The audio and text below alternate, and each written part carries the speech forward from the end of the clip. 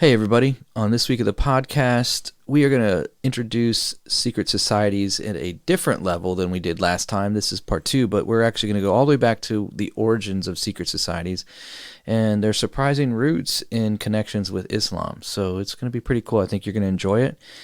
And we're going to carry that on through as we move forward. But hey, it's time for an update. Oops, wrong one. Hey, little baby. Where are you? There we are. It's time for an update. Yeah, so we are 9 weeks pregnant, and the baby is the size of a cherry. Yeah. So it's 0.9 inches long, and it weighs about 0.07 ounces, and it's picking up steam. Picking up steam. That's what it says. It's starting to grow. Little baby. Yeah, I don't like the way this website says it. It says, you've made it to month 3 and the baby's no longer an embryo. Now the baby's a fetus. Yeah. Which is, it's always a baby. The baby's a baby. Baby is a baby. From day one. But it does start to look like a baby. Cool. Yeah. So our little cherry baby, it's a cherry bomb. Yeah, and it says this is when people start telling, like you start telling your work. Yeah, that you're pregnant. You've done it. You're far enough along to where you're like, hey. Yeah, and you got to start saving up money, it says too. Yeah. So there's never enough money for that. Anyways. Yep. So there you go. Yeah. The baby is still a baby. So that's our baby. Well, it's going to be a cool episode. Yeah, it is. You've had your baby update. You know what's going on. So sit back, grab a coffee, and enjoy.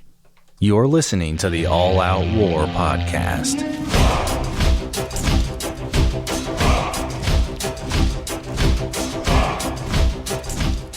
What's up, Warriors? Welcome to another episode of All Out War. I'm Turner, and I am in the studio with Rosie. What's up, Rosie? Hey, what's up, man? How you doing, man? I'm doing well. How are you? I'm doing good, man. Yeah, it's a good day. We are recording this on Father's Day, Yep.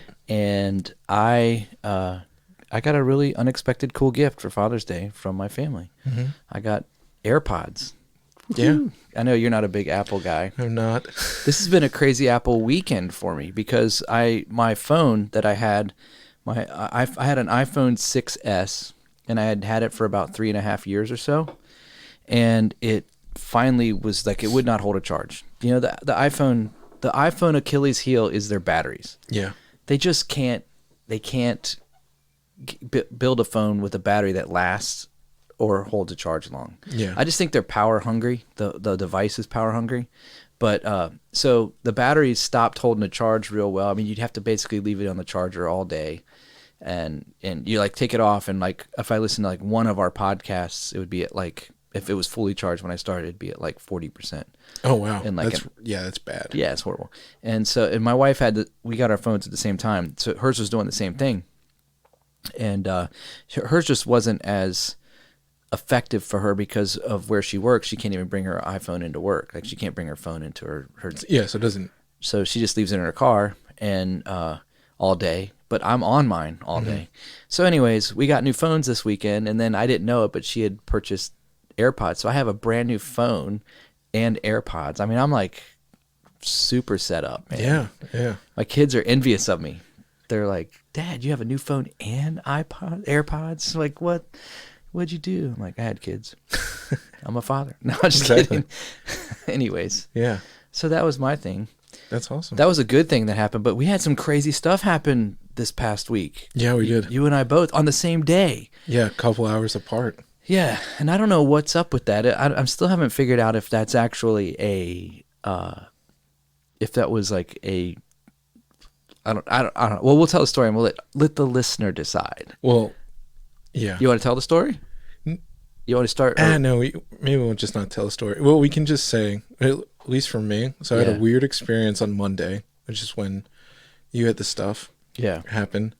And anyways, long story short, thought there was someone in the house, and I usually am not one to freak out very much. Yeah. Not that I'm like some super hardcore dude that doesn't get scared, but you know, I've lived on my own for years and years, and you know, weird stuff happens, and I'm just kind of like, okay, that just happened, whatever. Yeah. So anyways, long story short, thought someone was in the house, and ended up calling the cops to come check it out. There was no one in the house, and without going into all the details, I definitely heard. So the reason I say, I am not one to easily freak out. Yeah. There's something in the house.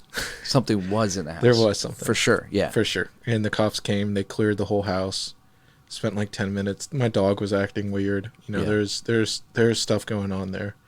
And then that night, after that stuff happened, had some weird stuff happen at night, got like sleep paralysis at least 3 times. Man.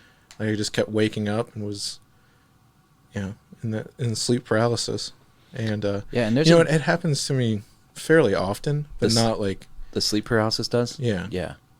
There's a lot of debate about that too. Like, what is sleep paralysis? Yeah. I heard a really cool podcast on that from Paranormal. Mm-hmm. Not paranormal, but Paranormal, like your peer. They did a whole episode on sleep paralysis. They did all these peer review studies and stuff, and it's a great podcast. You guys should check it out if you get a chance. But did you find anything in the house that had been disturbed or anything like? Well, I don't know, because the cops they went through everything, so they were looking under beds, opening up closets. So if there was something, you wouldn't have known. Yeah, they opened closets, opened all the doors. They were in there for like 10 minutes. Nothing missing at all? Not that I know of. No medicines were stolen or anything like that? No, we don't have anything. Okay. But yeah, and then anyways, I hasten to say this. Yeah. But I definitely saw a full body apparition. Oh my goodness. The same night. The same night? No, it was the next night. Yeah. Holy cow. And my alarm clock's been... Yeah, what happened? You texted me, but I never... What happened with your alarm clock? Because you were like... It's been going off at like 10 at night. For no reason? For no reason. Do you use like an old plug-in alarm clock? Yeah. Why? Why not use your phone? I do. Oh. You set multiple alarms? Yeah, I have a lot of alarms. You're one of those guys? Yeah. Yeah. But yeah, anyway, so my phone alarm was going off at like 10 every night. Turned off the alarm, unplugged it, plugged it back in. And it's not like, it's like an old digital $10 one from Walmart. Like, right. It's super cheap. My buddy gave it to me, so it's like really old. Yeah. And it's just the the big numbers and everything. So it's not super smart. It just sets the alarm. You unplug it or the power goes out, and it resets it. Like it doesn't have memory. Yeah, yeah. And it just started like 10 o'clock at night. What time was it when you saw the apparition? 10 o'clock. No, later than that. Like as I was going to bed. What'd you do, man? Did you rebuke it, like in Jesus' name, or? Yeah. I prayed a lot. Did it go away? Like, did it? Yeah, I just like saw it like out of the corner of my eye, and I just I don't know. I see a lot of, there's the way my room's set up. There's like an area where I just saw. Like usually I'll just I'll be looking at somewhere and I'll see movement. Yeah. And so I'll just catch out of the corner of my eye something moving. Yeah. That isn't my dog or a cat or something like that. Right. And this time I looked and I saw like a thing move to the side. Out of view. You just imitated it to the side. It went like that. Yeah. And I was like, well, this is happening. Wow, man. So. Well, mine wasn't nearly as sketch as that. That's really crazy. Yeah. Mine was pretty simple. I mean, it was like a traditional, Yeah. Yeah. I walked into to where I work, and I was the only one there in the entire building.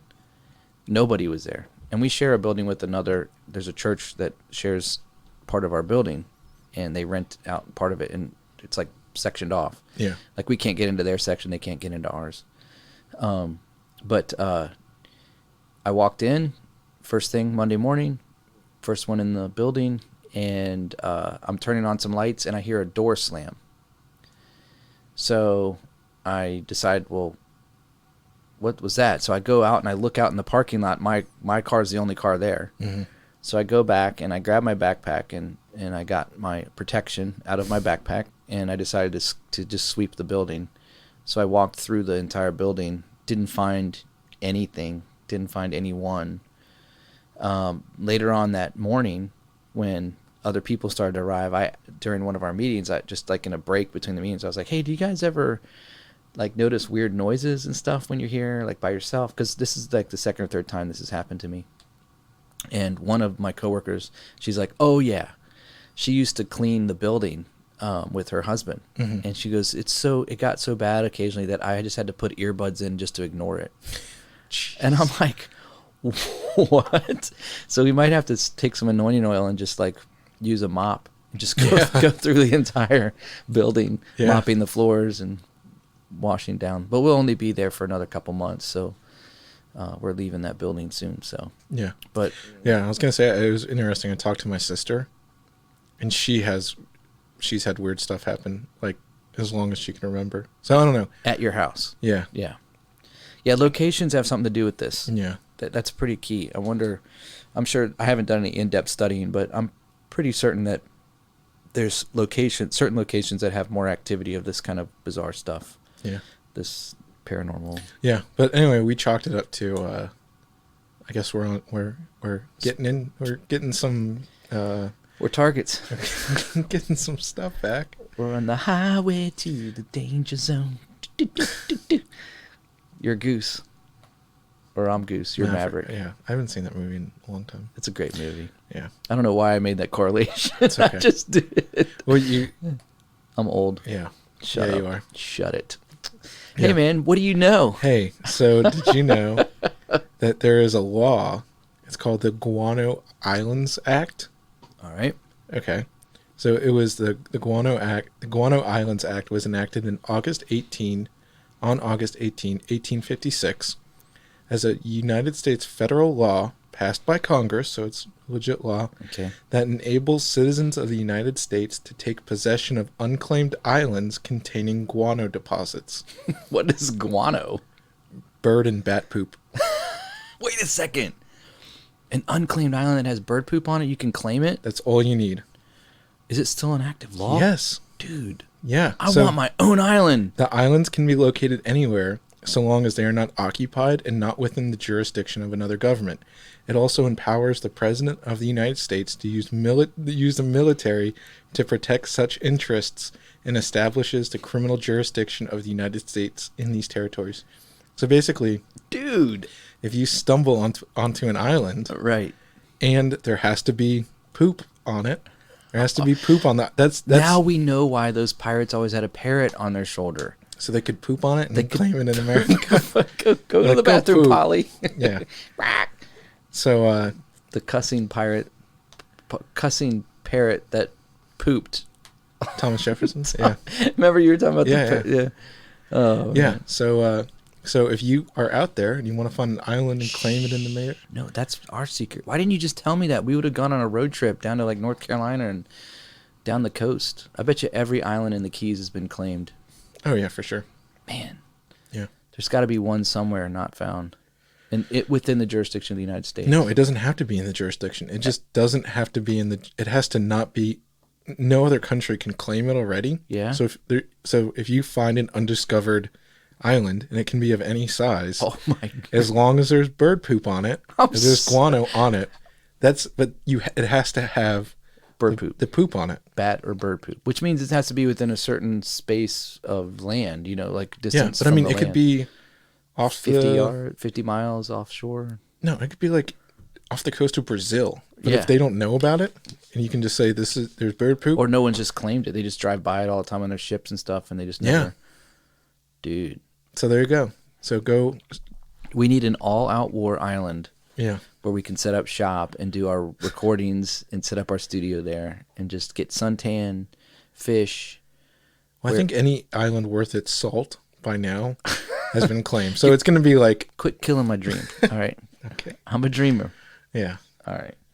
Dude, that's cool though. That was good. That was a good did you know. Yeah. So if you find an island, if you're listening to this, then claim it and let us come hang out with you. Yeah. We'll do a remote.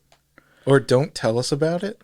Yeah. Don't tell the government, because then it becomes government property. Oh, right. And we want it to not be government property. There you go. That's right. Claim it for ourselves. Claim it for ourselves. Make sure it's got poop. Got to poop. They say this is a really crappy island you have here. You can have it. There's so much poop. There's all doo-doo everywhere. Doo-doo. Guac. Dookie Island. Guamo. What did you call it? Guano. Guano? Yeah, guano's just a deposit of poop. Of bird and bat poop. It's just bird and bat. It's not any other feces. It's correct. Okay. I'll say I could leave a guano in my toilet every morning. Yeah. Anyways. So yeah, if you can't go on a boat and just bring a lot of Taco Bell and then go there when you finally hit the island and you're like, I've been waiting 3 days, dude, to save it. Noah was the original one. Like, he sent that dove out.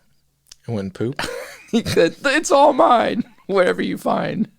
He's just pooping everywhere. What do you think he was just hoping? He was like, bird, just have God please give this dove so much poop to splatter across the earth. And as far as the east is from the west, just poop over everything, dove. Oh my gosh. The earth was such a mess anyways. That's why God's like, I'm gonna kill it off and drown them. Oh man. It came back with the olive branch. Mm-hmm. Which is crazy because they were like as high as the mountains. Yeah. And olive trees aren't known to grow up high, but they're actually a super resilient plant. A lot of people don't realize that. Mm-hmm. Anyways, we get on these little tangents for no reason. I think they're fun. Yeah. So we had a great episode today. We're going to continue in our secret societies, mm-hmm. and we have a great resource that you, Rosie, you found it, and we've been going through it together a little bit, and so we're going to use that to kind of bounce off some conversation and talk about some of these secret societies that are really some of the originators of the secret societies and how kind of they came about. And we didn't really go over this too much in our last time. We just went over some of the 1,000-foot view mm-hmm. of some of the more well-known. And we will actually dig deeper into some of those, a little bit later on. Yeah, but this book has a lot of good stuff about secret societies that you probably never heard of these. Yeah, and you'll know this. I kind of knew a little bit about it, but it really definitely drove home. There's a popular video game that's out called Assassin's Creed. Yeah. And Assassin's Creed is based off of secret society. Yeah. And if you've played the game, I've played it a little bit. I don't know have you played it much? Yeah. I haven't played it a whole lot. We have it, but I just haven't spent time with it. But when I'm reading through this first couple that we're going to go through tonight, it reminded me mm-hmm. I wonder if the game was pulled out of some of this stuff, or if it was off, directly off of this, particular secret society. It might have been, because I don't know. Maybe they did. Well, there's one thing that I learned about, and I'll just read it right now. We'll go at the beginning, but I just want to read this in relation to that. Yeah. Like this one line that I read about, which was really interesting. It said that, hold on one second. Let me look here. So it's connected to Muslims. Yeah. And it was talking about how this particular creed of Muslims were basically, I'll have to find it. I can't find it right now, but basically they were assassins. Yeah. And here it is. It says the assassins carried on in the battle on two fronts against the Crusaders.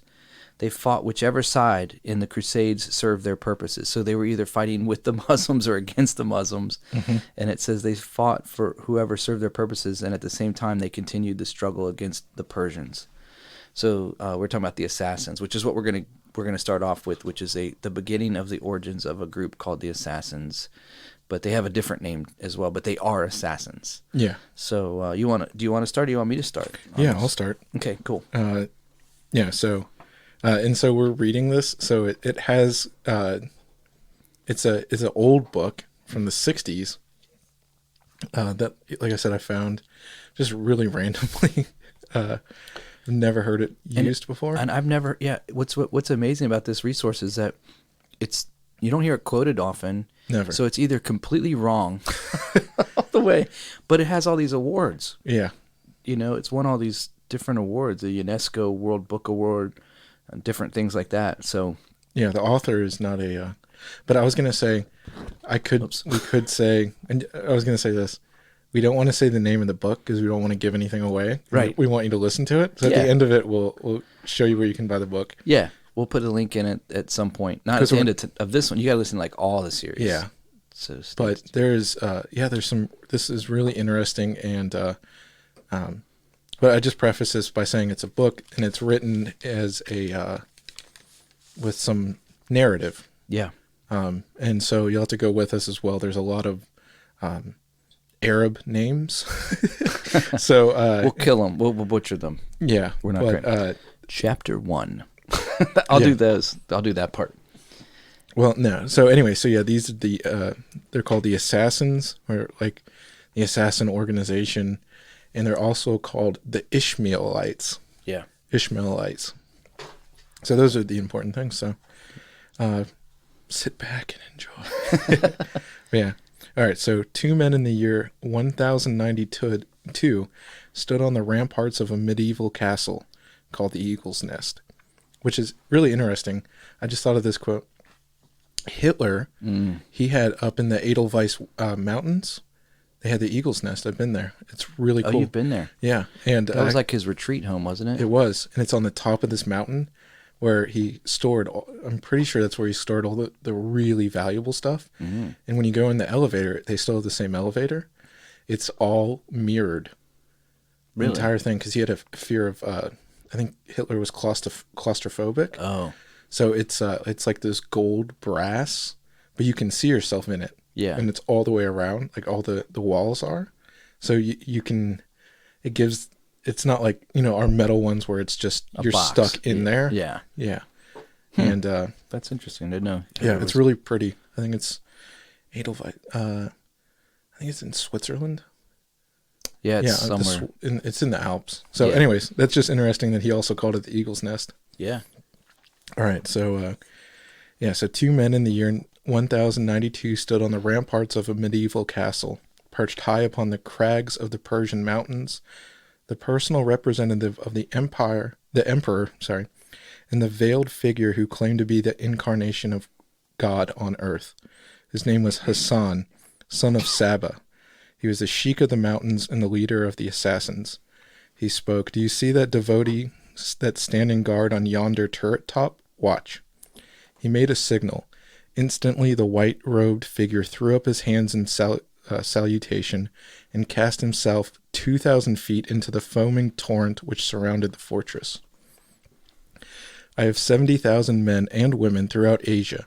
Each one of them is ready to do my bidding. Can your master, Malik Shah, say the same?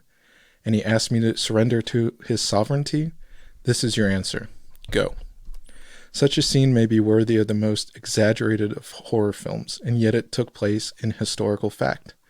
The only quibble made by the chronicle of the time was that Hassan's devotees numbered only about 40,000. So a lot of people back then. Yeah. Yeah. But he was still lying. Yeah, he said 70,000. Well, only had like 40,000. Yeah, anyway, so. Just double his numbers. Well, people do that. How this man, Saba, came by his uncanny power, and how his devotees struck terror into the hearts of the men from the Caspian to Egypt, is one of the most extraordinary of all tales of secret societies. Today, the sect of Hashishin, called the Druggers, still... Smoking that sticky green stuff. That's not the right word, but... The Druggers, that's where they get the word hashish. Oh, okay. They're called the Hashers. The Hashishin. Hashishim. Yeah. Okay. I totally missed that when I read it the first time. I like that. Yeah. Good. Sorry. No, it's good. So today, the sect of the Druggers still exists in the form of the Ishmaelites, whose undisputed chief, endowed by them with divine attributes, is the Aga Khan. Like many another secret cult, the assassin organization was based upon an earlier association. In order to understand how they worked and what their objectives are, we must begin with these roots. It must be remembered that the followers of Islam in the 7th century AD split into two divisions: the Orthodox, who regard Muhammad as the bringer of divine inspirations, and the Shias, who consider that Ali, his successor, the fourth Imam, was more important. It is with the Shias that we are concerned here. So, just for some historical context, or nowadays, which is interesting in what you were talking about later on when they that they were fighting with Christians and against the Persians and against, whoever they wanted to. So when you hear the Sunni, those are the more Orthodox. So that's where you have the split.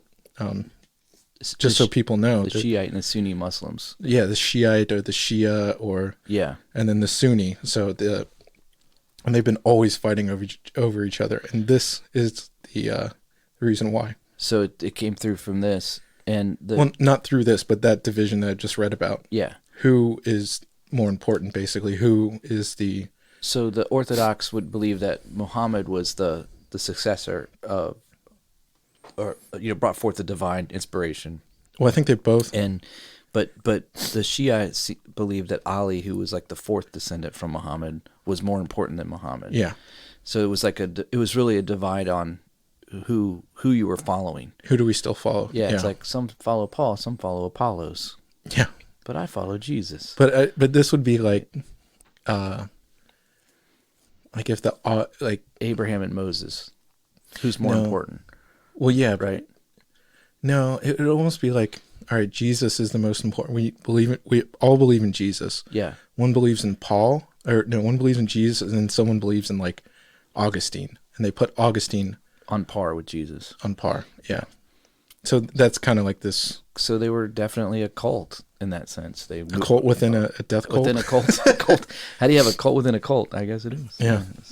So anyways, so that's just some interesting context for people that may not understand why the Sunnis and Shias are fighting all the time. They kill each other all the time. Since 1020, 92. But before that. Also, too, Ali, A-L-I, is the guy's name that they believed was more important than Muhammad. Mm-hmm.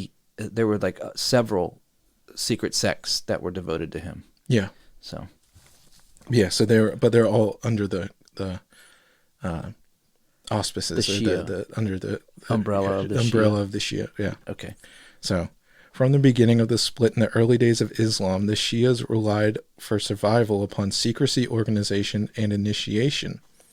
Although the minority party in Islam, they believed that they could overcome the majority and eventually the whole world by superior organization and power. And so this is, I was going to say for some, we keep stopping, we're not going to get all the way through, but I'll keep it. It's interesting now when you had, I think Saddam Hussein, that's what they do all the time. You get these minority powers get into power and they just ransack and kill everybody else. So it's always, no matter who's in power, even the minority or the majority, they're always killing each other. Yeah. But just some more. To this end, they started a number of societies which practiced secret rites, in which the personality of Ali was worshipped, and whose rank and file were trained to struggle above all for the accomplishment of world domination. One of the most successful secret societies that the Shia founded was centered around the abode of learning in Cairo, which was their training ground for fanatics who were conditioned by the most cunning methods to believe in a special divine mission. In order to do this, the original democratic Islamic ideals had to be overcome by skilled teachers, acting under the orders of the Caliph of the Fatimites, which ruled Egypt at that time. I just want to say the democratic Islamic ideas.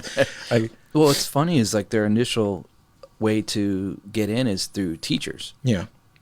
Sounds familiar. It does sound familiar. It's like get into the education system. And indoctrinate young. Exactly. And early. Yeah. Yeah. Members were enrolled on the understanding that they were to receive hidden power and timeless wisdom, which would enable them to become as important in life as some of the teachers. And the Caliph saw to it that the instructors were no ordinary men.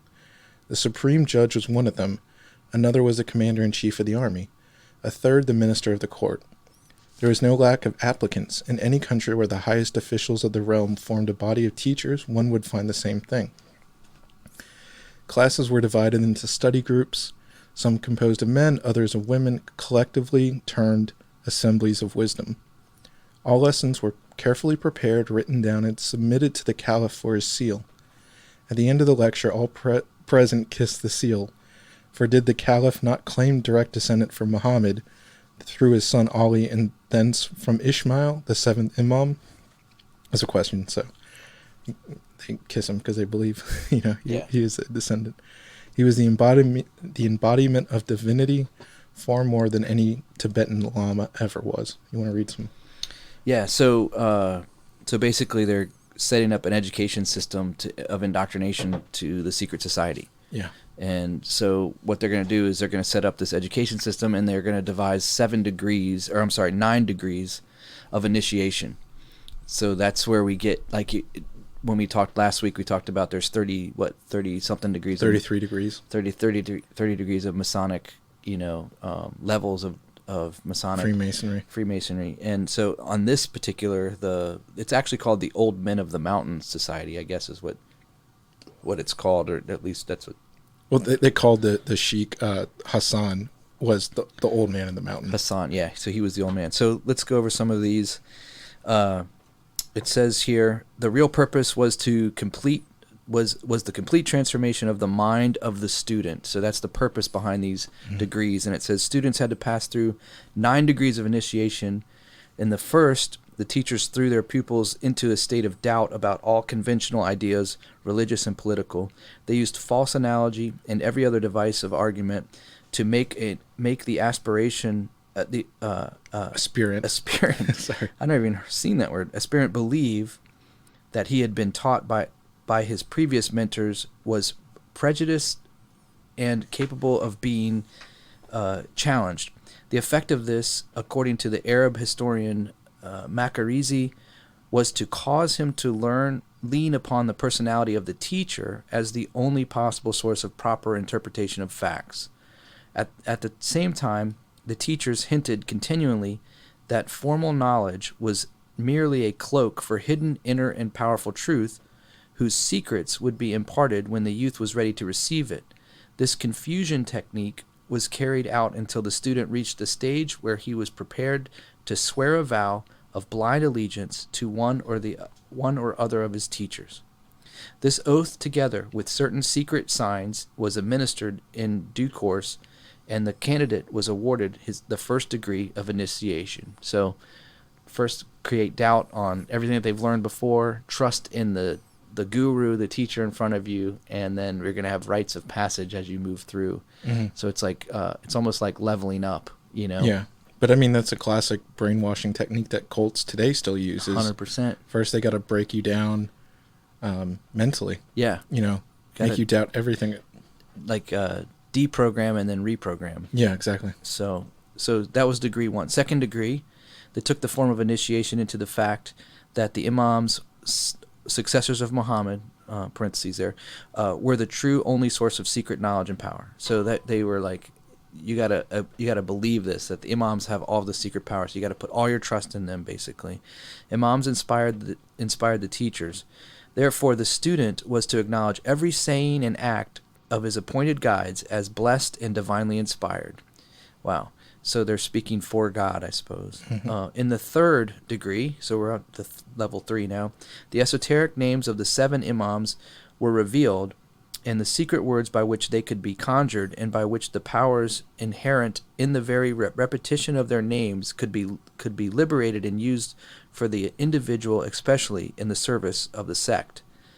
In the 4th degree, the succession of the 7 mystical lawgivers and magical personalities was given to the learner.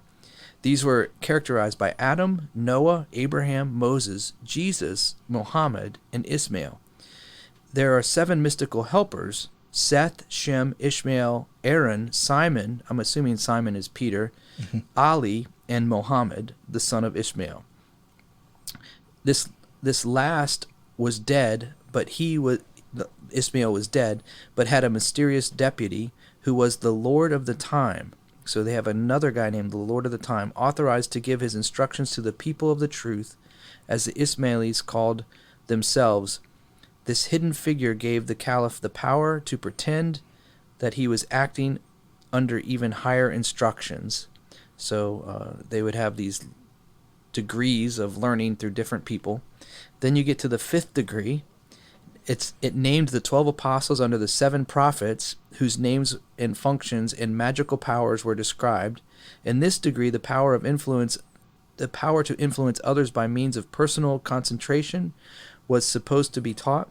One writer claims that this was done merely by the repetition for a period of 3 years to train the mind of the magical word akzabti.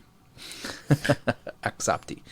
I thought I was going to say abracadabra, but we're at level 6. You want me to just go through the 9 and then I'll hand it back over to you? Yeah. Okay, level 6, to obtain the 6th degree, involved instruction in the methods of analytical and destructive argument, in which the postulant had to pass a stiff examination. The 7th degree brought revelation of the great secret, yes, that all humanity and all creation were one, and every single thing was part of the whole, which included the creative and destructive power. But as an Ismaili, the individual could make use of the power which was ready to be awakened within him and overcome those who knew nothing of the immense potential of the rest of humanity. This power came through the aid of the mysterious power called the Lord of the Time.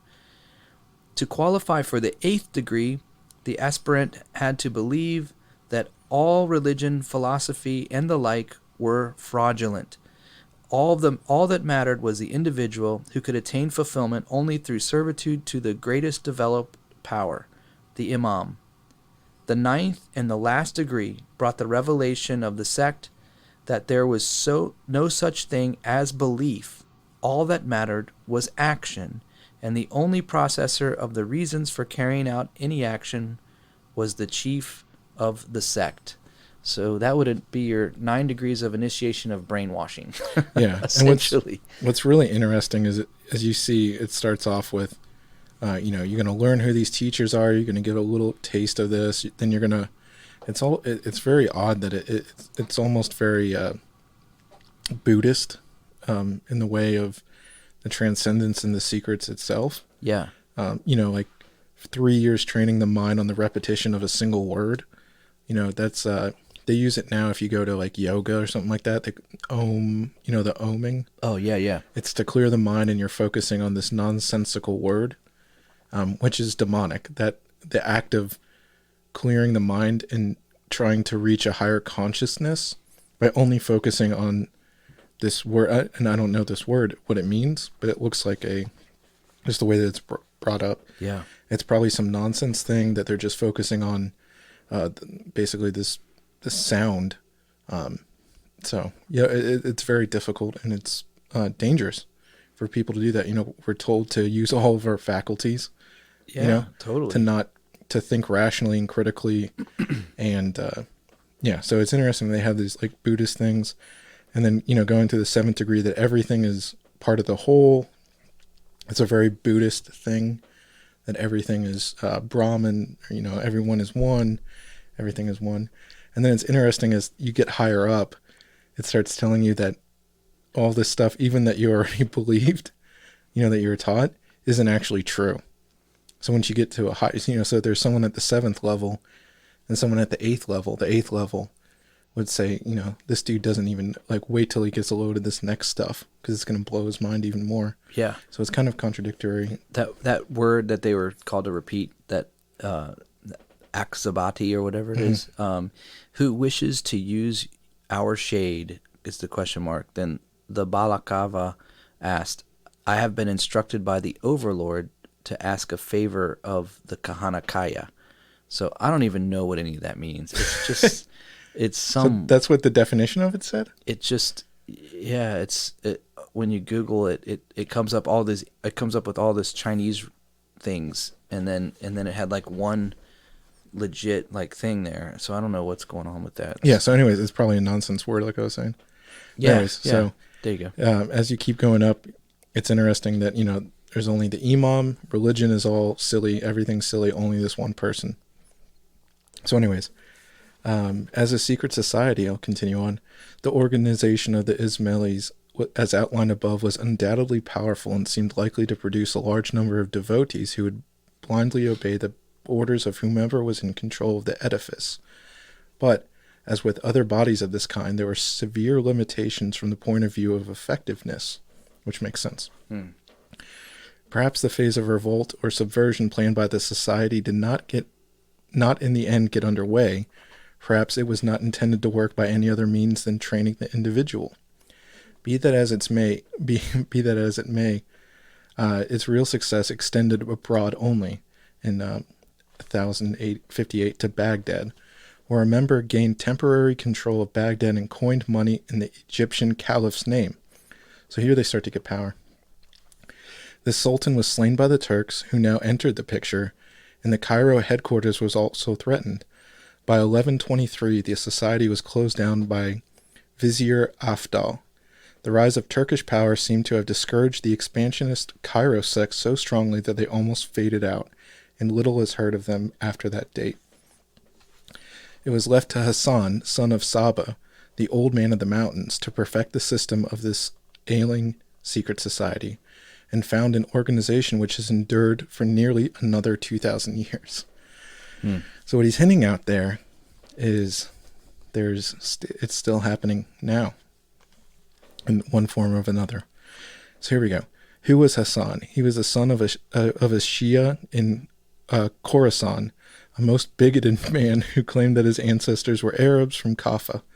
This assumption was probably due to the fact that such a lineage bolstered up claims to religious importance, then as now among Muslims. So, he's trying to boost himself up as being a rightful, heir. The people of the neighborhood, many of them also Shias, stated very divisively that this Ali was a Persian, and so were his forebears. It is generally thought that this is the truer version. As the governor of the province was an Orthodox Muslim, Ali spared no efforts to assume the same guise. This is considered to be completely permissible. It's called the doctrine of intelligent dissimulation, as there is no doubts to his reliability in the religious sense. He retired into a monastic retreat and sent his son Hassan to an Orthodox school. The school was no ordinary one. It was a circle of disciples. It was a circle of disciples presided over by an redoubtable Imam Mafwaki. I'm sorry. About whom it is said that every individual who enrolled under him eventually rose to great power. So Hassan gets sent to the school. It is here that Hassan met Omar Khayyami, a tent-maker poet and astronomer, related to be the poet laureate of Persia. Wow. Big guy. Another of his schoolmates was Nizam-ul-Mulk, who rose from peasanthood to become a prime minister. These three made a pact, according to Nizam's autobiography, whereby whichever rose to high office first would help the others. Nizam, the courtier, became vizier to the Alp Arslan, the Turkish Sultan of Persia, in a relatively short time. He helped Omar in accordance with his vow and secured him a pension which gave him a life of ease and indulgence in his beloved Nishapur, where many of his Rubaiyat poems were written. Meanwhile, Hassan remained in obscurity, wandering through the Middle East, waiting for his chance to attain the power of which he had dreamed. Arslan the Lion died and was succeeded by Malik Shah. Suddenly, Hassan presented himself to Nizam, demanding to be given a place at court. Delighted to fulfill his childhood vow, the vizier obtained him a favored place, and relates what transpired thus in his autobiography. So, he's wandering around, his buddy's getting to power, and eventually, he gets into power as well from his buddy giving him a favor. Yeah. I had made him a minister by my strong and extravagant recommendations. Like his father, however, he proved to be a fraud, hypocrite, and self-seeking villain. He was so clever at dissimulation that he appeared to be pious when he was not, and before long he had somehow completely captured the mind of the Shah. Malik Shah was young, and Hassan was trained in the Shia art of winning people over by apparent honesty. But Nizam was still the most important man in the realm, with an impressive record of honest dealing and achievements. Hassan decided to eliminate him. You want to do some reading? Sure. So Hassan's making his way up. Yeah. He's got his little foothold in the place of authority. And that his childhood friend gave to him. Yeah, because of their little pact. That's actually not a bad idea. No. Find kids that are going to be better than you and just be like, hey, let's make a pact. We'll help each other. And then you just ride their coattails. Yeah, exactly. If you're lazy. All right. The king had asked in that year of 1078 for a complete accounting of the revenue and the expenditure of the empire. And Nizam told him that this would take over a year. Hassan, on the other hand, claimed that the whole work could be done in 40 days and offered to prove it. The task was assigned to him, and the accountants were prepared in the specified time. Something went wrong at this point. The balance of historical opinion holds that Nizam struck back at the last moment, saying, "By Allah, this man will destroy us all unless he is rendered harmless, though I cannot kill my playmate." So he's hearkening back to his friendship there. Yeah. Whatever the truth may be, it seems that Nizam managed to have much disparities introduced into the final calligraphic version of the accounts, that when Hassan started to read them, they appeared so absurd that the Shia, in fury, ordered him to be exiled. As he had claimed to have written the accounts in his own hand, Hassan, who could not justify their incredible deficiencies. Yeah, so basically... He lied. Well, no, so Nizam, the ruler, sees that, so Hassan says, I'm going to do this thing that's going to take years. I can do it in 40 days. Right. Give me all the money. Right. So then they go to get the money. Nazim, the guy who's in charge, that knows that his friend Hassan... He's just skimming it off the top or something? No. He knows that he has to get rid of him. Because he knows that this guy's a liar. So this is what it says, is that he had someone go in at the last minute and change the records. Oh, gotcha. So that set him up. So that when Hassan... Because he says he couldn't kill him.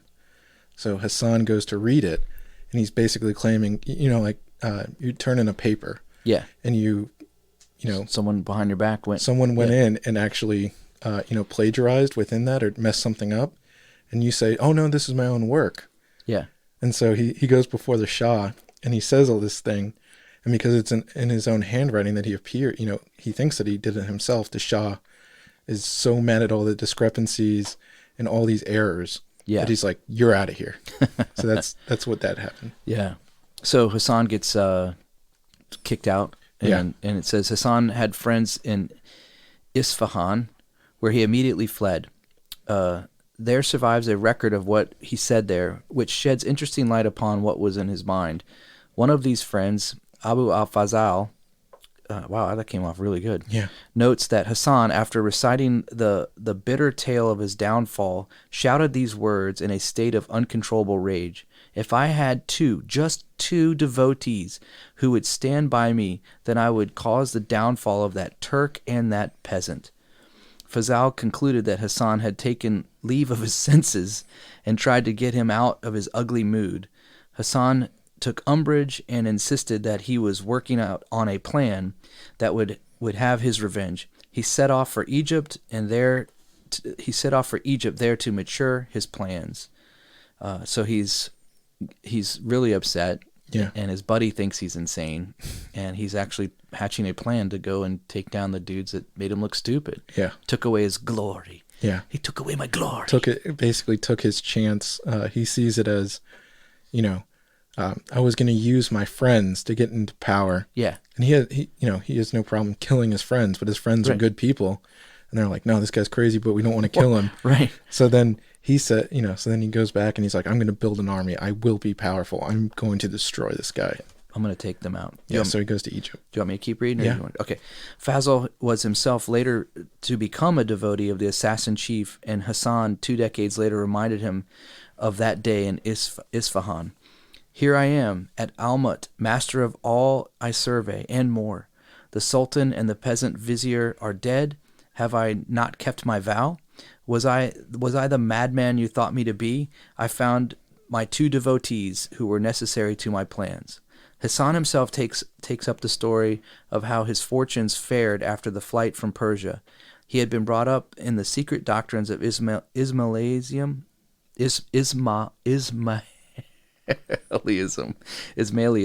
There we go. I'll get it right.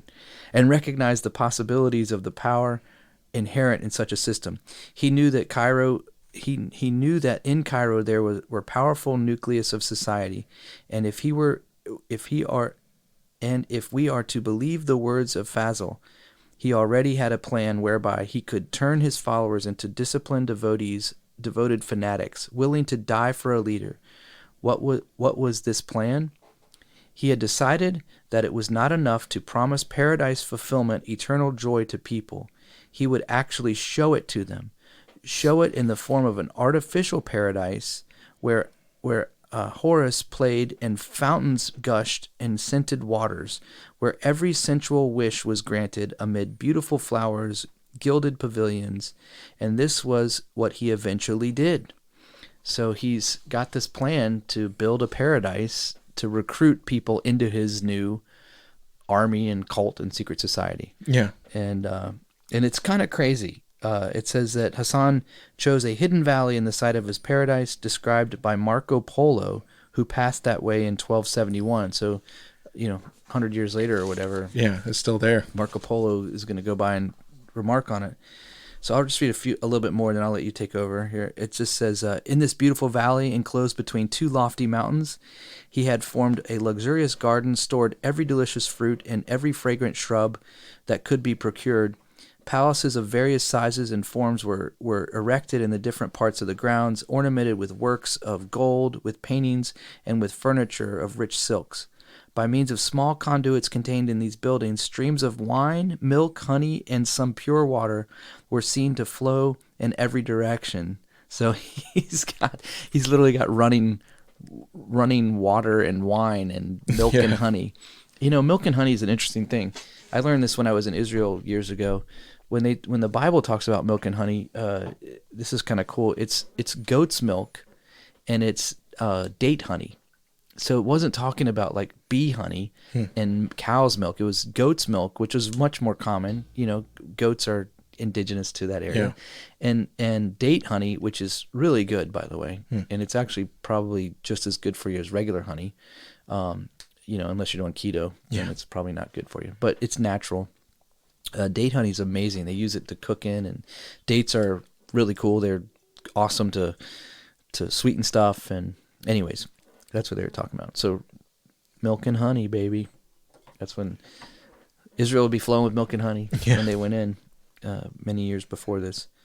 So it goes on to describe this guy's making this incredible, it's this incredible place of where they would just, it was like a valley of like just awesome, I don't know the right wording I'm looking for, but, so he's setting it up.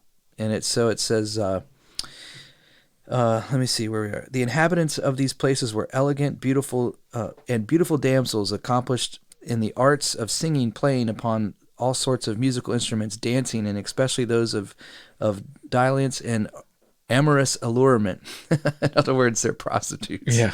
Or whatever you want to, whores. Clothed in rich dresses. They were seen continually sporting and assuming themselves in the garden, in the pavilions, their female guardians being confined within doors and never allowed to appear. The object of the chief the object which the chief had in view in forming a garden of this fascinating kind was that the Mahomet, having promised to those that should obey his will and the enjoyments of paradise, where every species of sensual gratification should be found in the society of beautiful nymphs, he was desirous of it being understood by his followers that he was also a prophet and a compeer of Mahomet. Is that a different spelling of Muhammad? Yeah. Oh, is that what it is? Okay. Because it spells it like Muhammad in a different place in the book. Okay. So I meant to say Muhammad. It's going to be a fatwa on my head for saying his name wrong. And had the power of admitting to paradise such as he should choose it to favor. In order for that none without his license should find their way into this delicious valley, he caused a strong and impregnable castle to be erected at the opening to it, through which the entry was by a secret passage. So he created a walled up valley, and you get to get in by a secret passage. Yeah. Hassan began to attract young men from the surrounding countryside between the ages of 12 and 20, particularly those that had marked out as possible material for the production of killers, so potential assassins.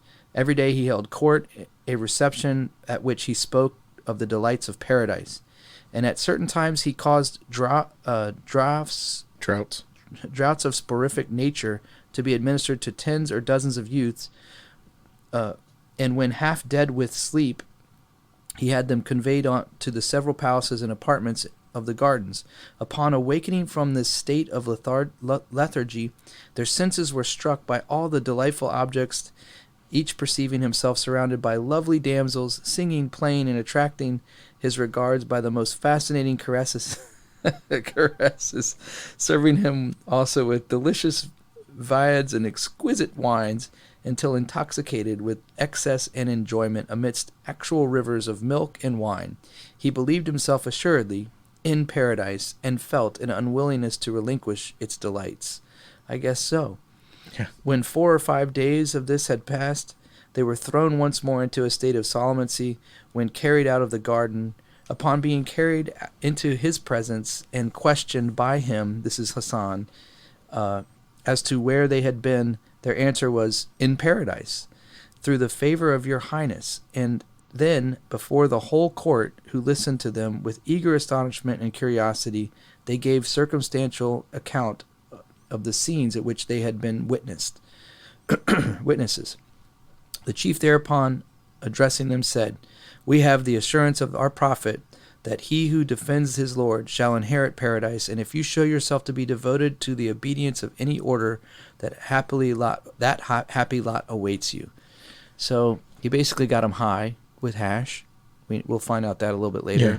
Gets him high, gets him drunk, gets him sexed up, sends them into a room where they're just getting sung to and massaged and fed grapes and. Well, yeah. Basically, he goes out into these villages, kidnaps these kids. Yeah. And brings them when they're half asleep and probably doped up, and then they wake up and they're like, "Oh, I'm in paradise," and he's like, "Yes, you are in paradise, and only I can give that to you." And they're like, "Well, we definitely want to go back." Yeah. So he's like, "Why wouldn't you follow me?" Isn't that like? And that's kind of like one of the tactics that they use for Scientology. Mm-hmm. Like they promise you, if you give yourself to us, we'll promise you fame and wealth, and you'll have, you'll get overall. You can get. They give them a taste of it too. Yeah. They give them they get them a role in a movie, or they'll do something to help them out. Yeah, because exactly. they're so embedded into Hollywood. Yeah. So this is interesting. It says suicide was at first attempted by some, but the survivors were early told that only in the obedience of Hassan's orders could give them the key to the paradise. So these guys were like, "This is awesome. I want to die right now so I can get there. Why go through all the trouble of serving this dude? I'll just take off myself." I wonder if so is this? I need to study Islamic history a little bit, but I'm always told that when like today, when there's a terrorist attack and they somebody they martyr themselves, if you will, that they have paradise waiting with 70 virgins, right? Isn't that 72. Yeah. 72 virgins. And isn't that do you think that's where this comes from? Well, no, because Muhammad actually talked about that way earlier. Oh, did he? Okay, so that's what I'm saying. I don't know the. Yeah, so basically what this guy is doing is, because he says right here, he said, "No, not under the orders of Muhammad." He said, "Only I can give them to you." Oh, so they're already brought up in this secret teaching that this guy is the correct. Beyond Muhammad. Well, yeah. So he's the next coming, and he says, "I can get it if you obey me. I'm the key to paradise." Yeah. So it says in the 11th century, it was not only credulous Persian peasants who would have to believe such things were true. Even among more sophisticated people, the reality of the gardens and auras of paradise were completely accepted. True, a good many Sufis preached that the garden was allegorical, but that still left more than a few people who believed that they could trust the evidence of their senses. So these people are like, no, it's not really, it's just an allegory. And they're like, "No, we've been there. Yeah, I was there. It's real." I tasted the wine. I seen the virgins. Yeah, exactly. Although they're not virgins anymore. Right. An Ancient Art of Imposture by Abdel Rahman of Damascus gives away another trick of Hassan's. He had a deep, narrow pit sunk into the floor of his audience chamber. This is funny. Yeah. When one of his disciples stood in this in such a way that his head and neck alone were visible above the floor. Around the neck was placed a circular dish in 2 pieces which fitted together with a hole in the middle. This gave the impression that there was a severed head on a metal plate standing on the floor.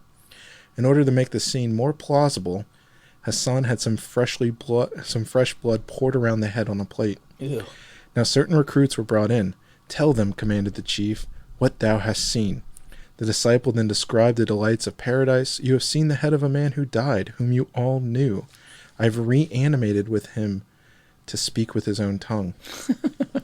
Later, the head was treacherously severed in real earnest and struck for some time somewhere that the faithful would see it. The effect of this conjuring trick plus murder increased the enthusiasm for martyrdom to the required degree.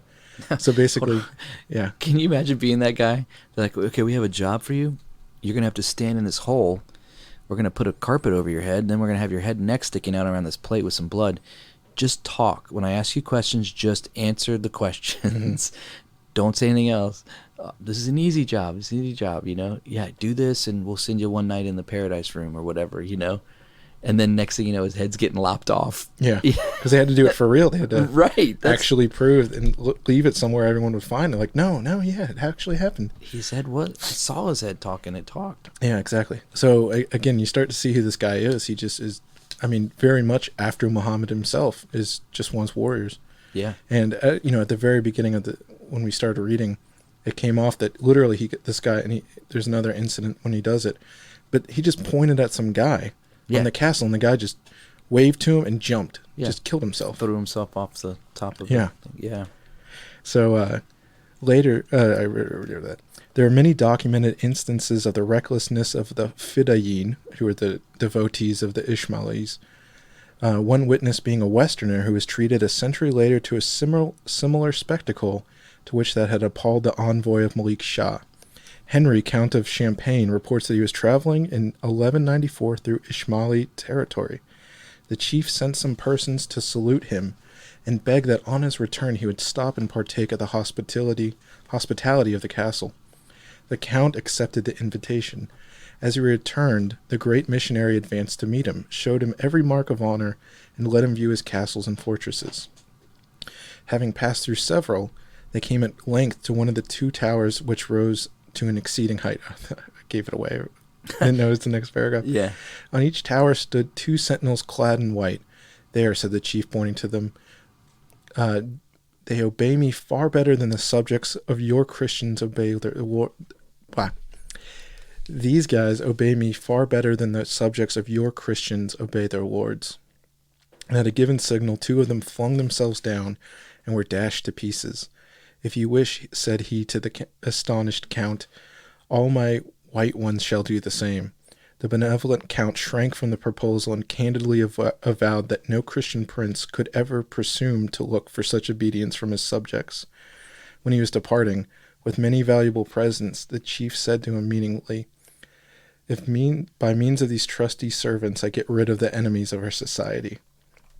So he said, basically, these guys, all of them will kill themselves for me. Yeah. And these are the guys that don't get any ideas. Yeah, don't get any ideas. Yeah. Further details of the mentality of Hassan are given in what is supposed to be an autobiographical account of his early days, and it probably is in fact such, because the method of his conversion does seem to follow the pattern which has been observed in fanatics of whatever religious or political persuasion. He was, he says, reared in the belief of the divine right of the imams by his father. He early met an Ismaili missionary with whom he argued strenuously against the emirs, which is emir as the missionary. Yeah.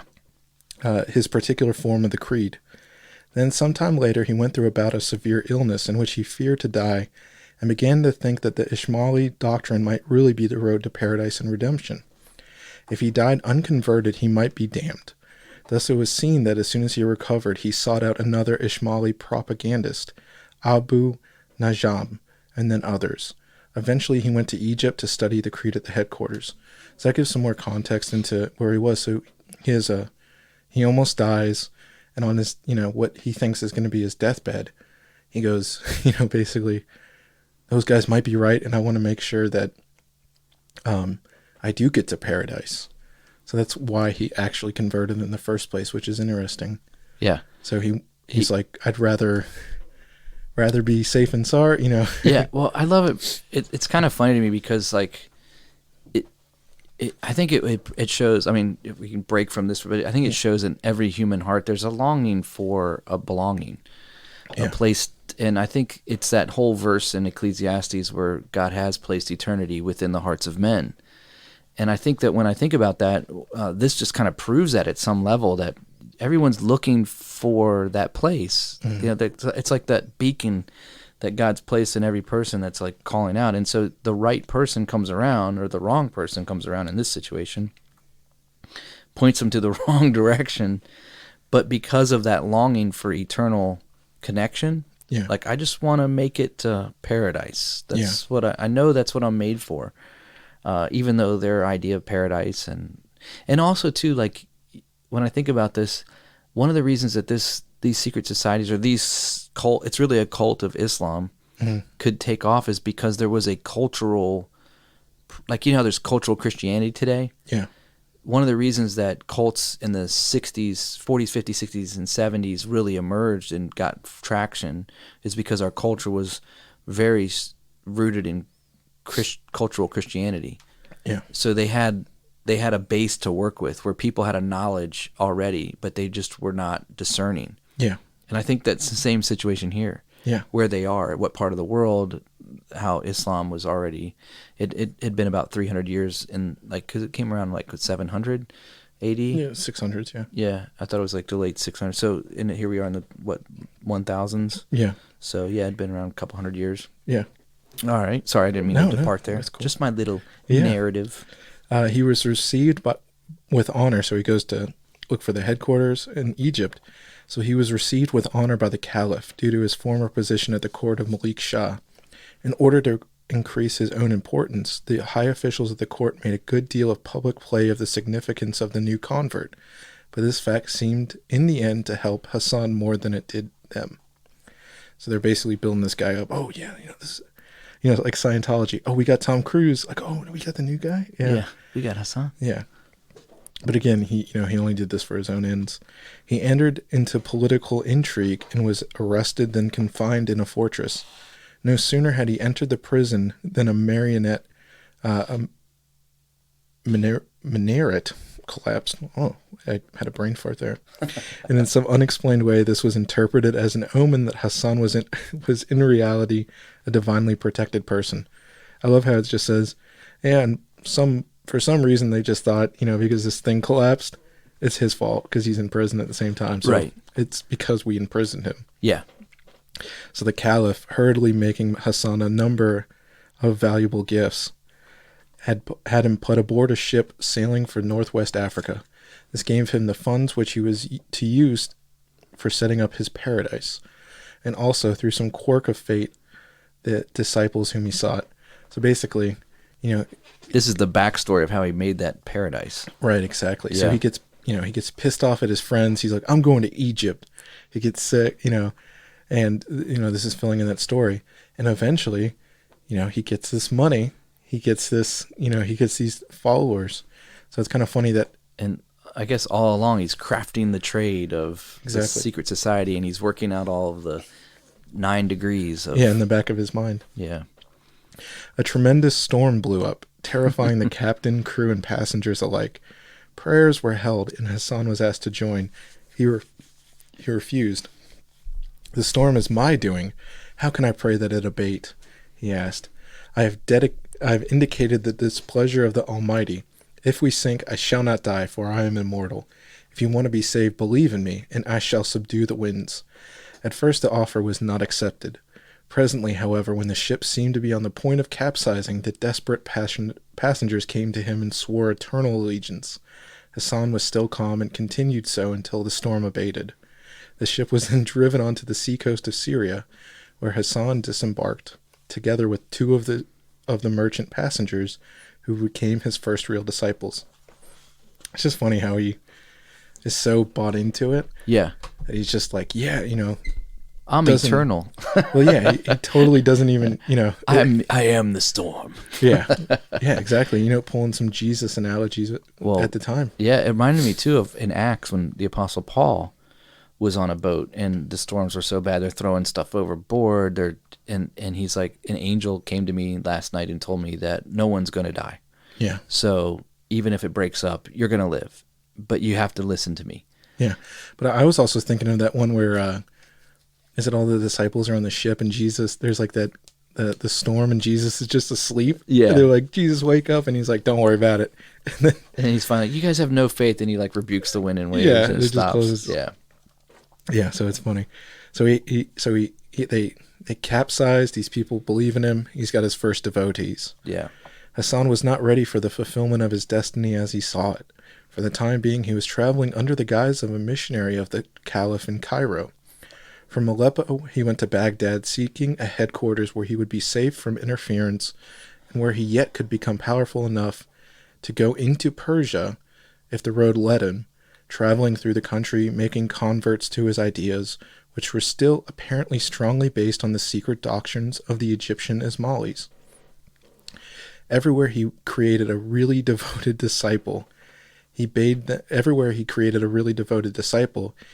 him to stay and try to enlarge the circle of his followers, who he didn't take him with him. Right. Converted people said, stay here, start converting other people. He's church planting. Church planting, exactly. These circles became hatching grounds for the production of self-sacrificers, the initiates who were drawn from the ranks of the most promising ordinary converts. Thus, it was that miniature training centers, modeled after the abode of learning, within a very few months of his return to the homeland. So they set up really quickly. Yeah. These training things. Yeah. During his travels, a trusted lieutenant, one Hussein Kahini, reported that the Iraqi district where the fortress of Alamut was situated seemed to be an ideal place for proselytism. Oh my gosh. My mouth is getting... Most of the ordinary people of that place, in fact, had been persuaded into the Ismailis. Oh my gosh. Yeah, I haven't read this much out loud. I can keep going. Okay. Ismaili, whatever. The only obstacle was the governor, Ali Mahdi, who looked upon the Caliph of Baghdad as his spiritual and temporal lord. The first converts were expelled from the country. Before many months, however, there were so many Ismailis among the populace that the governor was compelled to allow them to return. So he's just building up people, just building up an army. Yeah. Hassan, though, he would not broke. So he wouldn't give in. Yeah. The prospective owner of the Alamut decided to try a trick. He offered the governor 3,000 pieces of gold for the amount of land which could be encompassed by the hide of an ox. So he basically says, I'll buy this land if, the skin of an ox can cover it. Yeah. And I'll give you 3,000 pieces of gold. It's a good deal. Yeah. So when Mahdi agreed to such a sale, Hassan produced a skin, cut it into the thinnest possible thongs, and joined them together to form a string which encompassed the castle of Alamut. Although the governor refused to honor any such bargain, Hassan produced an order from a very highly placed official of the Seljuk rulers, ordering that the fortress to be handed over to Hassan for 3,000 gold pieces. It turned out that this official himself was a secret follower of the Sheikh of the Mountain. There you go. So he's already got people in political power at the time. Well, this is how he acquires the land. Yep. He's got the gold. Tried tricking him, and then he had his backup guy helping. Yeah, that was pretty... He's a sneaky dude. He is sneaky. This guy, Hassan. Yeah, the year was AD 1090. Hassan was now ready for the next part of his plan. He attacked and routed the troops of the emir, the missionary, who had been placed in the governorship of the province, and wielded the people of the surrounding districts into a firm band of diligent and trustworthy workers and soldiers, answerable to him alone. Within 2 years, the vizier Nazim ul-Mulk had been stabbed in the heart by an assassin sent by Hassan, and the Emperor Malik Shah, who dare send troops against him died in grave suspicion of poison. So now he had his old friends killed. Mm-hmm. Hassan's revenge upon his class fellow was to make him the very first target of his reign of terror. With the king's death, the whole realm was split up into warring factions. For long, the assassins alone retained their cohesion. In under a decade, they had made themselves masters of all Persian Iraq, and they had many forts throughout the empire. This they did by forays, direct attack, and the poisoned dagger, and in any manner in which seemed expedient. The Orthodox religious leaders pronounced one interdict after another against their doctrines, all to no effect. So yeah, the religious leaders were like, don't listen to these people. Don't follow him. And they're like, doesn't even matter, man. Yeah. He's just killing everybody, taking power. By now, the entire loyalty of the Ismailis under him had been transferred from the caliph to the personality of the Sheikh of the Mountains, who became the terror of every prince in that part of Asia, the Crusaders' chiefs included. Despite and despising fatigues, danger, and tortures, the assassins gleefully gave their lives whenever it pleased the great master, who required them either to protect himself or to carry out his mandates of death. The victim having been pointed out, the faithful, clothed in a white tunic with a red sash, the colors of innocence and blood, went on their mission without being deterred by distance or danger. Having found the person they sought, they awaited the favorable moment for slaying him, and their daggers seldom missed their aim. This is funny. This is interesting. Richard the Lionheart was at one time accused of having asked the Lord of the Mountain to have Conrad of Montferrat killed, a plot which was carried out thus. 2 assassins allowed themselves to be baptized and placed themselves beside him, seeming intent only on praying. But when the favorable opportunity presented itself, they stabbed him, and one took refuge in the church. But hearing that the prince had been carried off still alive, he again forced himself into Montferrat's presence and stabbed him a second time, and then expired without a complaint amidst refined tortures. So they caught him, so he just stabbed him again. They tortured him and he died. Yeah. But he didn't complain. He was completely into it. I mean, he was ready to die. Yeah, paradise awaits, my man. The Order of the Assassin had perfected their method of securing the loyalty of human beings to an extent and on a scale which has seldom been paralleled. The assassins carried on the battle on 2 fronts. They fought whichever side the crusade. There you go. They fought whichever side in the crusade served their purposes. At the same time, they continued the struggle against the Persians. The son and successor of Nazim al-Mulk was laid low by an assassin dagger. The Sultan, who had succeeded his father Malik Shah and gained power over most of his territories, was marching against them. One morning, however, he awoke with an assassin weapon struck neatly into the ground near his head. Within it was a note, warning him to call off the proposed siege of Alamut. He came to terms with the assassins, powerful ruler though he undoubtedly was. They had what amounted to a free hand in exchange for a pact by which they promised to reduce their military power. Hassan lived for 34 years after his acquisition of Alamut. On only 2 occasions since had he ever left his room, yet he ruled an invisible empire as great and as fearsome as any man before or since. He seemed to realize that death was almost upon him, and calmly began to make plans for the perpetual continuance of the Order of the Assassins. So that's kind of the story of the origin of the Assassins. And this is the origin story of one of the first secret society within a culture that was carrying out these assassinations. Yeah. And we could probably continue the next chapter. I mean, later on, it's already a long time, but yeah, it does get really interesting when it gets into more of the battles that happen. And basically, I do want to find this point, but go ahead and what you're going to say. What I was going to say is that, like, I think you touched on this earlier on. I'm not positive, but you said basically a lot of what they did with the initiations, the rites, the way that they would, the secret knowledge that was involved and how you would gain it, all of that is transferable into all of these modern day secret societies that we see. Yeah, how about I'll read some. Apart from an army yeah, exactly. of assassins. I was going to say, it's really interesting. It said that the word assassin itself, so assassin in Arabic signifies guardians. Yeah. And so that's where we get the word assassin from. It says some commentators have considered this to be the true origin of the word guardians of the secrets. Mm-hmm. So basically, they were the guardians of these secrets, and assassins was the name of guardians. So, and they did all these killings. Yeah. So that's where we get the word assassins from. What's funny is like all of their killings were done in advancement of the society.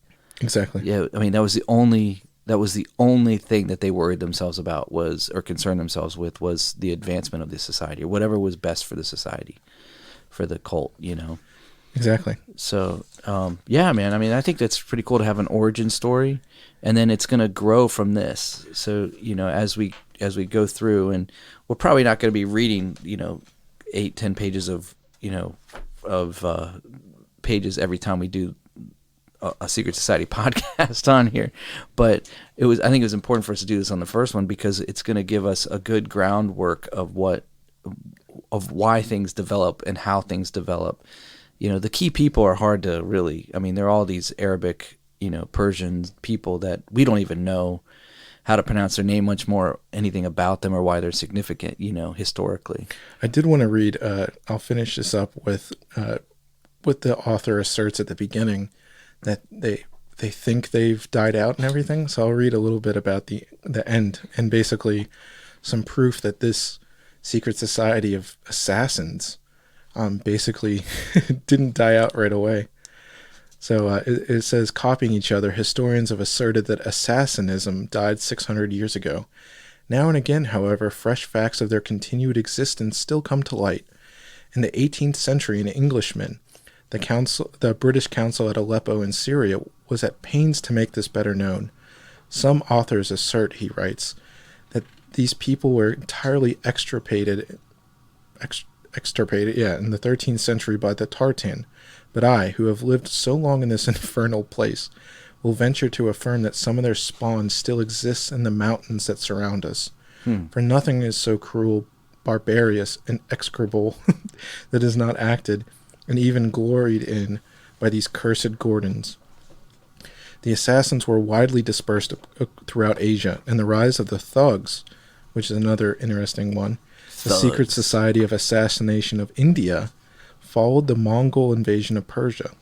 So basically this other group called the thugs did the same kind of stuff in India after these guys, after the expansion of the Persian Empire into India. And most people don't realize that in the 90s, there was another one that emerged called the Bone Thugs in Harmony. Exactly. They were in the entertainment, and they were assassins of lyrical assassins. Lyrical assassins. Yeah. Yeah. It says, indeed, at least one of these thug recognition signals, which was Ali Ba Salam, indicates salutations to Ali, the ascendant of the Prophet and the most greatly revered of all the assassins. So in India, their recognition signal is one that gives a nod to Ali. A nod to Ali. The guy that started this whole thing. Exactly. Yeah. Ismailis, not all of them recognizing the one chief, reside in places as far apart as Malaya, I think it's Malaysia, East Africa, and Ceylon.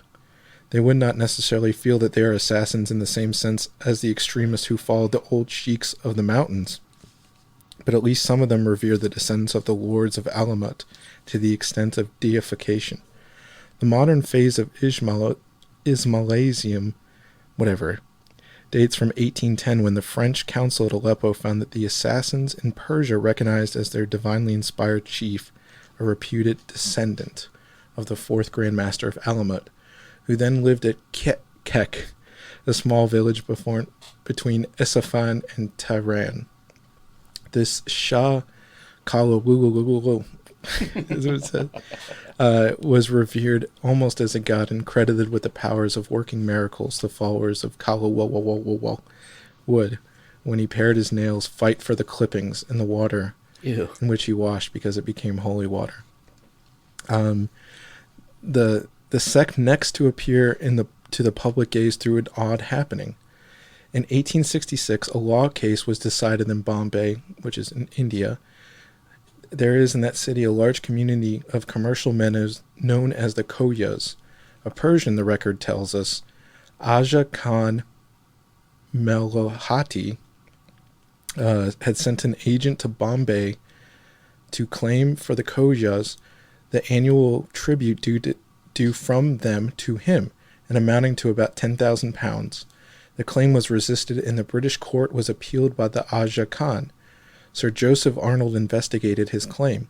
The Aja proved his pedigree, showing that he had descended in a direct line from the 4th Grand Master of Alamut, and Sir Joseph declared it proved, and that it was further demonstrated by the trial that the Khojas were member of an ancient sect of the Assassins, to which sect that they had been converted 400 years before by an Ishmaelite missionary, who composed a work which was remained in the sacred book of the Khojas.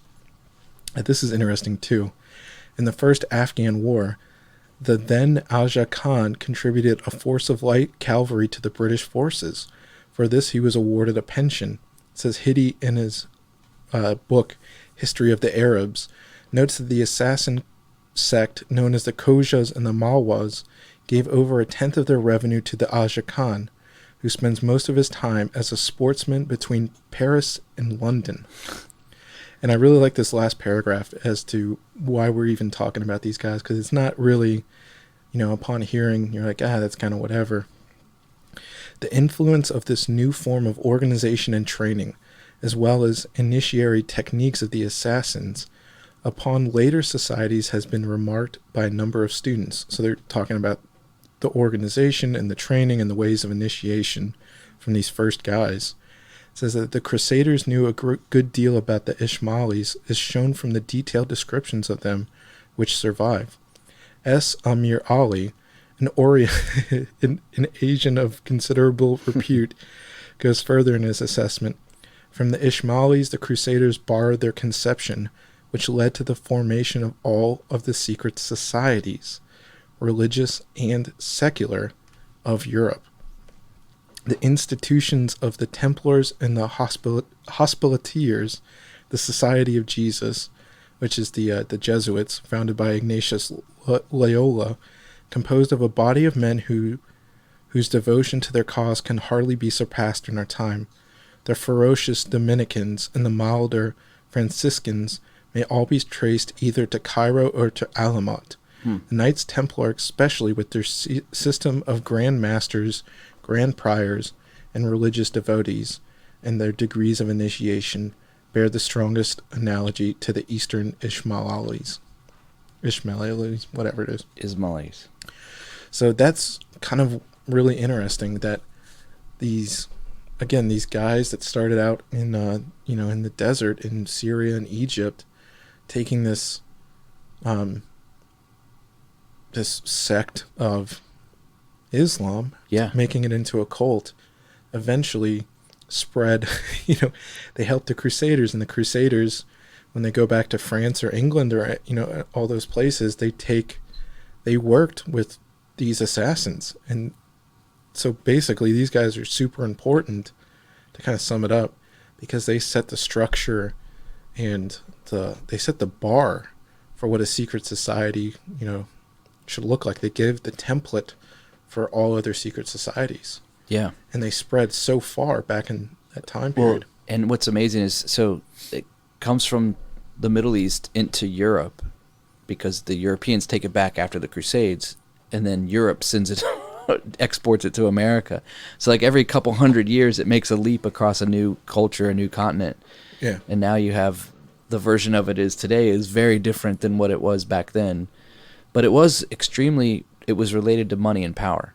Always money and power. So what was Hassan's deal? He wanted to be in power, right? It goes all the way back to the original deal with his two friends. If one of you guys gets into power, then, we'll help me out, whatever. And then it carries on from there. So it's just kind of funny how that's how it's always connected to power and money. You know, that phrase, they always say, follow the money, right? You can figure out what's going on. Mm-hmm. So Alamut is the place, right? The place. Yeah, that's cool. Where is that? Like in modern day Iraq? I wonder where that is. It's Syria. Syria, is it? Yeah. Okay, that's cool. I'll have to see if I can find it. If we can find the palace. Well, I just would like to know what it looks like, where it is, you know. But anyways, cool, man. Well, that's cool. We got a baseline now to build off of and see how it's going to evolve into where it's going to evolve and all that through the rest of this cool reference book. Man, that's awesome. Yep. Well, yeah. So you have been initiated to the first degree of secret societies through the All Out War podcast. Oh man. Anything else you want to touch on? No, man, that's it. Yeah. Yeah. Cool. So yeah, I thought this is our podcast, so we get to talk about whatever we want. We can. So yeah. I thought this was really fascinating, and I had heard about the assassins actually in a terrorism class. Oh wow. Back, but yeah, so they were real deal. Yeah. Yeah, it's kind of crazy. You can see the teachings fitting, like how they kind of adapted, like where they pulled from to put their weird theology together, or whatever you want to call it, their belief system. Yeah. You know? But it's also just, you know, it was a death cult. He had these people completely brainwashed to the point that they would commit suicide anytime. Yeah. And what's also interesting too is like those 9 degrees that he had them go through originally, that those 9 degrees, the way they dismantle every other like solid belief system, like, oh, we're going to lump Abraham, Moses, Jesus, Peter, Muhammad, everybody into the same boat. Yeah. And we're going to label it all as they had secret knowledge and they were just on the higher plane, which you're trying to get to. And that's what made them special. Yeah. And take away, you know, really the reason that they were what they were and the impact that they had. Yeah, because I mean, then how evil that is. It goes on. It takes away. There's no religion, right? And then there's no thought. It's only action, right? And then it's not even your own action. It's the action of the imam. It's a cause. The sheik of the mountain. Yeah, it's whatever he wants. Yeah, that's the only thing that matters. Yeah. So yeah, gosh, they perfected. And he started brainwashing. Yeah, that's insane. Just like Muhammad did. Muhammad did a lot of the same. You look back in the origins of Islam itself. Look at the call to prayer, the fact that you have to do that. Yeah. 5 times a day or something? Yeah, but the fact that they also blow the sound music, and Muhammad did this all the time in his camps. They would just blast music and sound. Of just prayers and prayers and prayers and prayers. And so the most devoted, you'd pray all the time. Yeah. And the use of sound in this very auditory way. Jim Jones did that at Jonestown. They just had speakers of him talking. And that's what Muhammad did too. They would just, not tapes of him, but they would just be right. playing these prayers and saying how awesome Muhammad is inside his own. Just reciting them. Yeah. Yeah, inside his own thing. And that's what Jim Jones did at Jonestown and got, you know, yeah. I mean, most people, I think, know what happened there. Drink the Kool-Aid, baby. Yeah. Even though now has come out, there's some crazy conspiracies if you want to go into that. But, yeah, maybe another time. Yeah. But I was going to say, yeah, most of them were probably murdered. There wasn't many that actually drank the Kool-Aid. Oh, murdered? Yeah. Yeah. Yeah, I've heard about that too. Yeah, they just came and there was like needle marks on them, or they were shot in the head. Right, yeah. So forced it through a but the techniques coming out of Islam have been used ever since. Which came out of Satan. So there you go. The original one.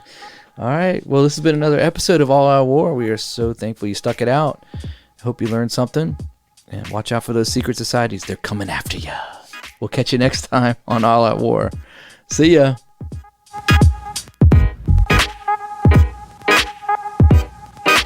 Thanks for listening to the All Out War podcast today. We hope you enjoyed the episode. If you want to know more, you can visit us on the web at alloutwar.us, or you can find us on Twitter at alloutwarcast. Hey, thanks again for listening, and we'll catch you next time.